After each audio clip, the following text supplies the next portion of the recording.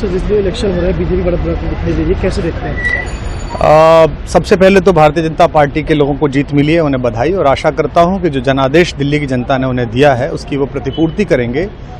और वे सब आम आदमी पार्टी के लाखों करोड़ों कार्यकर्ता जो अन्ना आंदोलन से आए, जिनके बहुत ही निश्चल, निष्पाप और बड़े भारत की राजनीति को बदलने के सपने की हत्या एक निर्लज्ज, नीच, मित्रहंता, आत्ममुग्ध और चरित्रहीन व्यक्ति ने की, उसके प्रति तो क्या संवेदना। दिल्ली को उससे मुक्ति मिली। और मैं ये जानता हूं कि अब जो आम आदमी पार्टी में लोग बच गए थे सत्ता के लोभ में, लालच में, पदों के लिए, उस पैसे के चक्कर में, वे सब भी अब वापस जाएंगे, लौटेंगे, कुछ अपने व्यवसायों में लौटेंगे, कुछ पार्टियों में चले जाएंगे।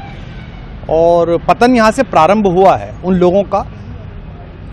मेरे लिए कोई प्रसन्नता का और दुख का विषय नहीं है, मैं बीच में खड़ा हूँ। प्रसन्नता इस बात की है कि करोड़ों लोगों ने आशा लगाई थी, करोड़ों लोगों ने, लोग अपनी नौकरियां छोड़ के आए थे, व्यवसाय छोड़ के आए थे, दुश्मनियां ली थी लोगों ने, उन सब की हत्या एक आत्ममुग्ध आदमी ने, एक चरित्रहीन आदमी ने अपनी निजी महत्वाकांक्षाओं की पूर्ति के लिए की। उसको दंड मिला, ईश्वरीय विधान से दंड मिला। प्रसन्नता इस बात की भी है कि न्याय हुआ।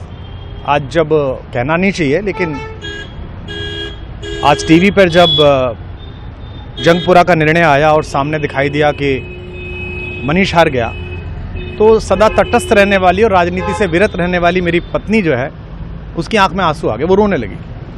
क्योंकि उसी से उसने कहा था कि अभी तो है ताकत, और उसने कहा था भैया ताकत सदा तो नहीं रहती।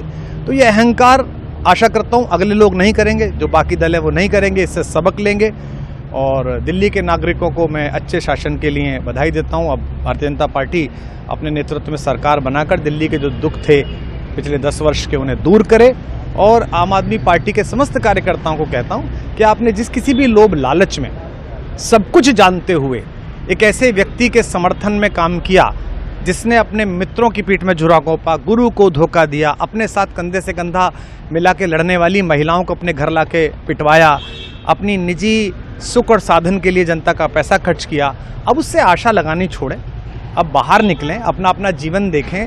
मुझे राघवेंद्र सरकार राम की कृपा मिली, जिनका ये घर है, जिनकी कृपा से मैं यहाँ खड़ा हूँ। मुझ पर कृष्ण कृपा हुई कि मैं इस निर्लज्ज सर्कस से बाहर आ सका। मैं उन सब से भी अच्छे भविष्य की कामना करता हूँ कि वो कोई गंदगी ना फैलाएं कहीं भी, वो लौट जाएं अपने शिविरों में। जिस तरह माधव को, कृष्ण को दूत देखकर भी भरी सभा में अट्टहास करने वाला दुर्योधन जो ये कहता था सुचिग्रम नैव दास्यामि बिना युद्धे न केशवः, बिना युद्ध के 5 गांव भी नहीं दूंगा, आज वो अपनी सीटों के लिए तरस रहा है।